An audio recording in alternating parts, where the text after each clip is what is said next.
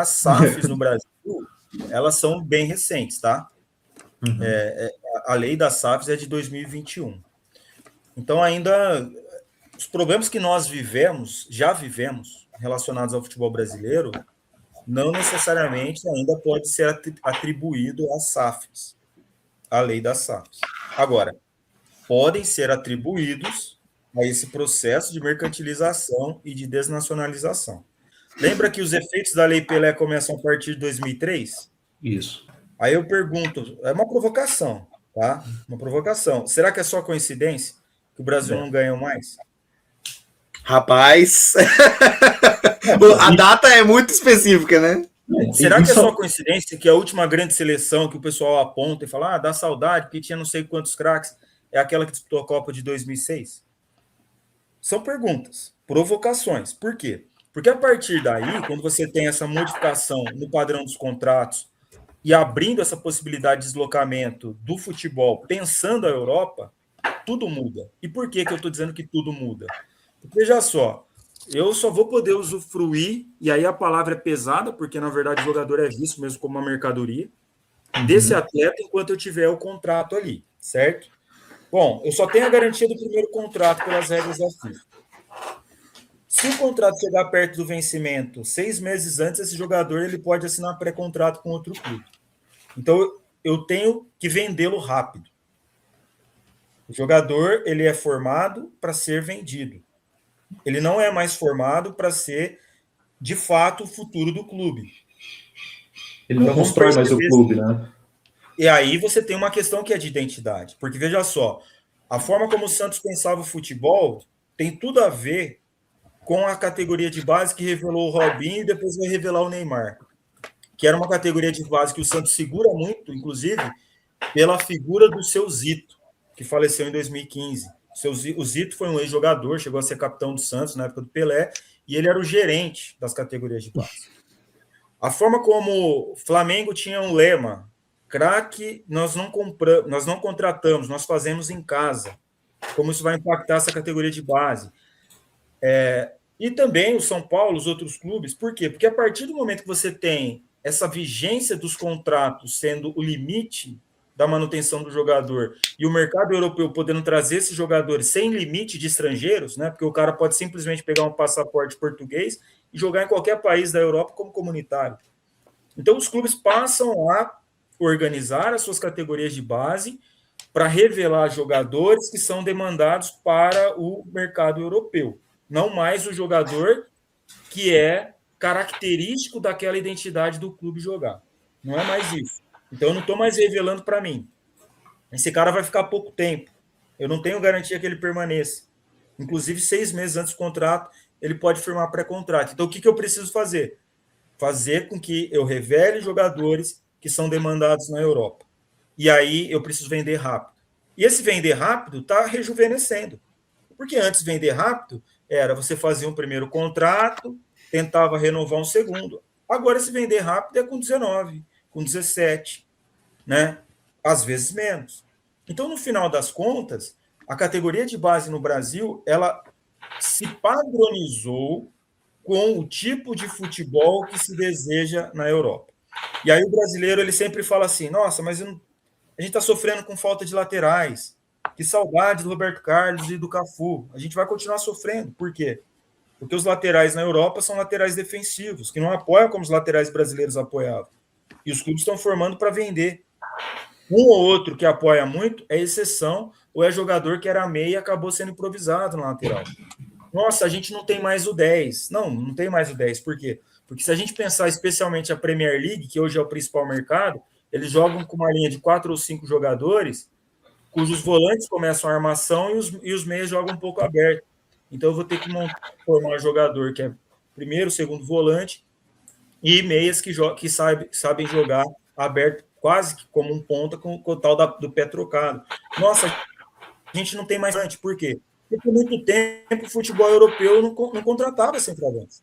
Aquele estilo de centroavante típico que a gente revelava no Brasil. Agora voltou, com Haaland, né, principalmente, o Lewandowski, mas até poucos anos atrás, esse tipo de jogador não tinha espaço nos principais clubes europeus. Então, na categoria de base, não se formava. Né? quase não se formava esse jogador. Então, no final das contas, o que a gente tem hoje de uma crise de identidade sobre o que é o futebol brasileiro, ou aquilo que ficou conhecido como futebol brasileiro, está relacionado a esse mercado globalizado a partir da Europa, com a sua lei Bosman, né, que começa a vigência em 94, 95, e no Brasil, a lei Pelé, 93. Aí alguém vai dizer assim, pô, Jefferson, mas então por que a Argentina consegue? Ora, a Argentina não teve uma lei Pelé. A Argentina tem a questão dos contratos por conta da organização sindical dos jogadores, mas existem regras bem rígidas que o jogador não pode alojar quando criança. Os clubes mantêm, por serem clubes comunitários e associativos, as suas fundações com funções sociais, e aí mantém escolinha espalhada pelo país inteiro. Então o River Plate vai continuar revelando 10, vai continuar revelando o jogador habilidoso, porque é a comunidade associada ao River Plate que está pensando o clube, né? E não um dirigente brasileiro que ainda no modelo associativo já estava pensando assim, para eu ganhar o próximo campeonato brasileiro, eu preciso vender aqui uma promessa por milhões e milhões, aí eu contrato 3 ou 4 jogadores relativamente bons, especialmente em mercados sul-americanos intermediários. Eu vou lá no Equador, vou na Colômbia, vou na própria Argentina e pego um jogador mais barato. E aí o que você produz, cara? Você produz um duplo impacto no futebol, porque você já forma pensando na Europa. Mas quando você busca o jogador nesses mercados intermediários, você já está trazendo um cara que não era o top, porque não foi para a Europa. Um cara que ele é um jogador ali para o mercado sul-americano mesmo. E aí você acaba ocupando as vagas que poderiam ser desses outros meninos que não foram vendidos precocemente e que poderia imprimir a identidade de formação do clube. Então a gente tem um desafio enorme. Tá? O Palmeiras está tentando mudar um pouco isso com um novo modelo de gestão da base. O Flamengo tentou, já mudou depois que teve uma certa crise ali, que mandou um monte de profissionais da base profissional, né? Dos times de base para o time profissional. Então, assim, a gente tem um problema seríssimo. E aí eu estou dizendo, isso antecede as SAFs. Tá? A gente já tinha aqui no Brasil a modalidade clube-empresa, que nunca decolou. O primeiro foi a União São João de Araras, lá nos anos 90, né? Depois a gente vai ter, por um período ali, o São Caetano, mas a gente não tem um modelo que decolou, né? O Grêmio Prudente, que depois virou Barueri, e o mais perto de sucesso desse modelo ainda do clube empresa antigo foi o Red Bull Bragantino, né? Que a Red Bull tentou criar um clube em Campinas, não deu muito certo, eles vão lá e compram o Bragantino. Bom, e aí em 2021 vem a lei das SAFs. O que é a SAF? É uma personalidade jurídica, Sociedade Anônima do Futebol. Quando o seu amigo Charles diz assim, olha, tem lado bom e lado ruim. Por quê? Porque, na verdade, a personalidade jurídica é neutra. Não é ela que é o problema.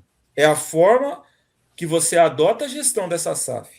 É aquilo que você permite que venha junto com a SAF. Porque, vamos lá, eu posso fazer uma SAF e me inspirar no modelo alemão. Qual que é o modelo alemão? Por regra, na Alemanha, 50% das ações mais uma, ou seja, a maioria, tem que estar no clube associativo, por regra. Tá? Você tinha as exceções dos clubes anteriores à lei, que era o caso do Bayer Leverkusen, a farmacêutica Bayer, o Wolfsburg ligado à Volkswagen, mas o resto tem que se enquadrar nisso. Né? Clubes que tentaram burlar isso são odiados, inclusive pelas torcidas. É o caso do Hoffenheim, que o Dietmar Hopp, lá da SAP, né, de tecnologia, tentou burlar para controlar o clube completamente, e o RB Leipzig, da própria Red Bull, que ela burla a regra, porque vai criar uma associação com meia dúzia de funcionários da própria Red Bull na Alemanha. Então, no final das contas, essa associação tem mais da metade das ações, mas é uma associação, um clubinho de amigos, vinculados aos interesses da empresa Red Bull. Esses clubes são odiados. Vão nos estádios, são vaiados, o dono da SAP, qualquer lugar que ele vai, tem... agora ele saiu da gestão do Hoffenheim, mas quando estava, qualquer lugar que ele ia, os caras nem xingavam o clube, era ele mesmo diretamente, né? Porque estava subvertendo essa lógica de clubes que nasceram da metade do século XX, nasceram ali, a concepção do clube ginástico dos alemães ali no início do século XX, muito antes ali das guerras, inclusive. Então, quer dizer, os caras estavam dissimulando isso. Bom, Então tem o modelo alemão.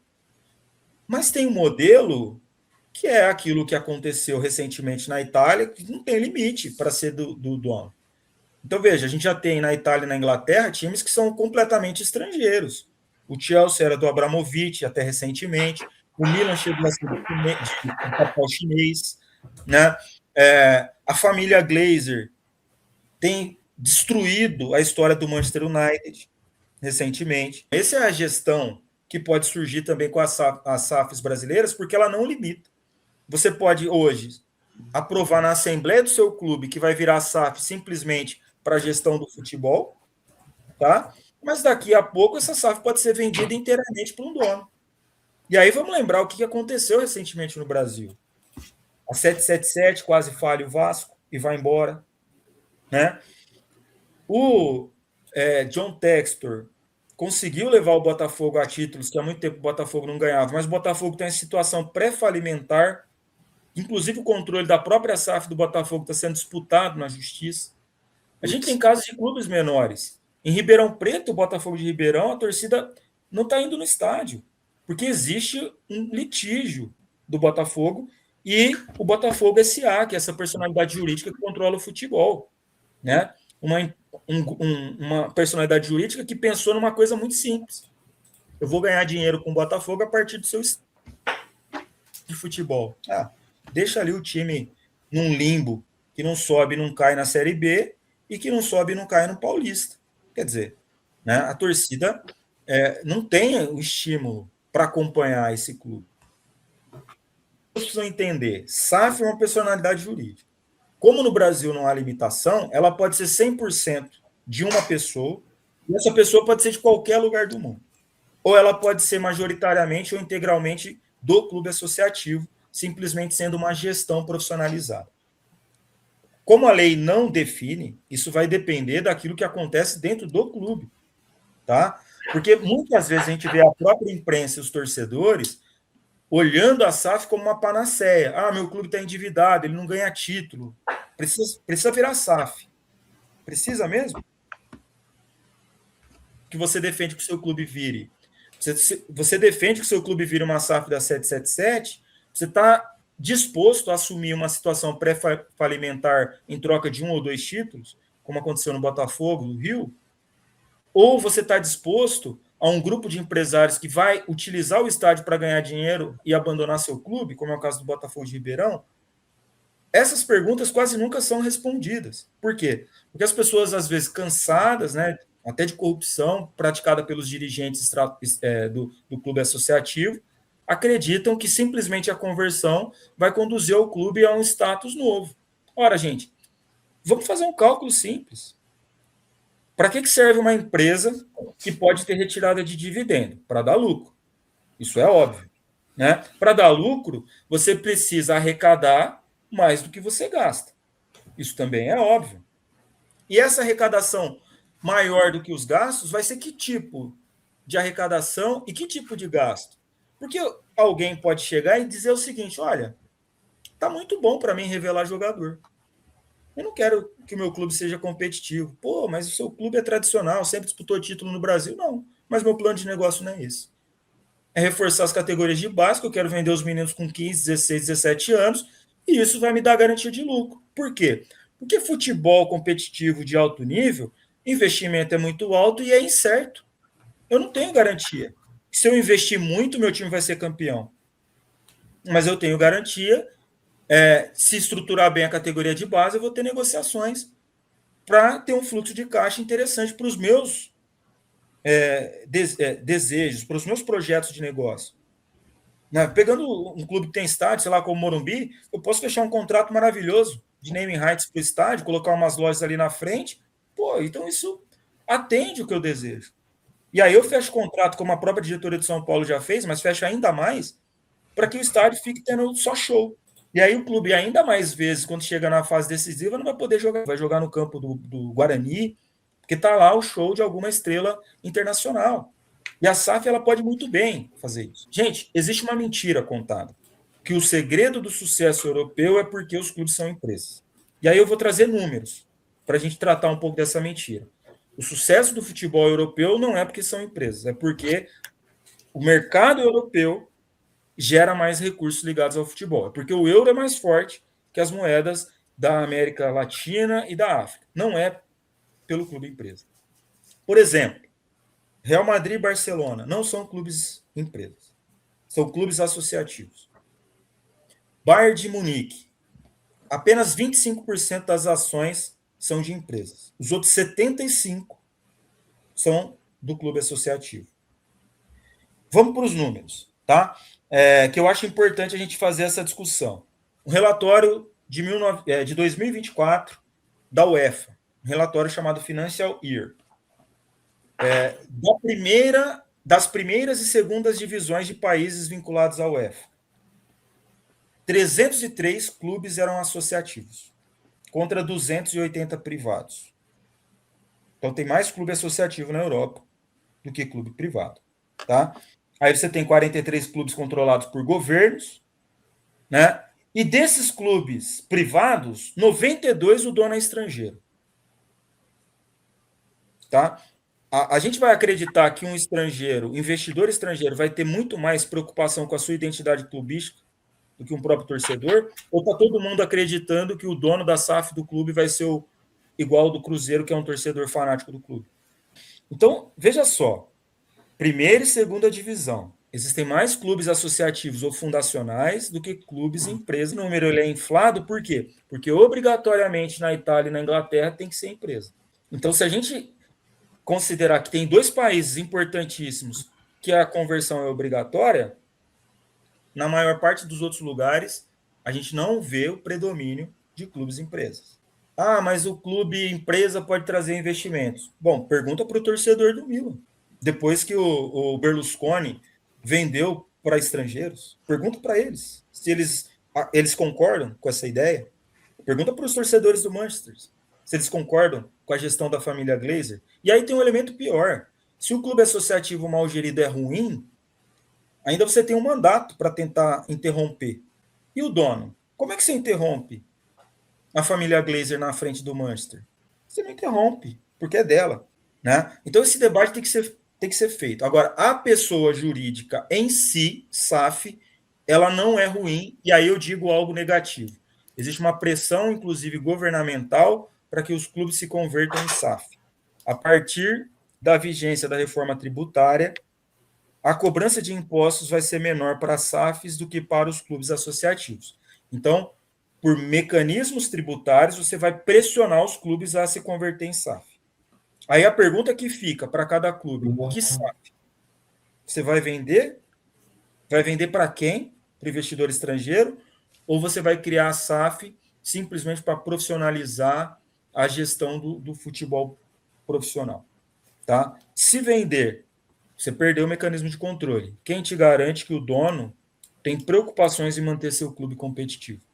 Quem te garante que não vai pensar o que pensou para o Botafogo de Ribeirão? Ou quem te garante que não vai pensar como a Red Bull pensa para o Bragantino? Revela e está ótimo. Enterrou minha fé no futebol. Obrigado, Jefferson. É o famoso privatiza que melhora versão clube.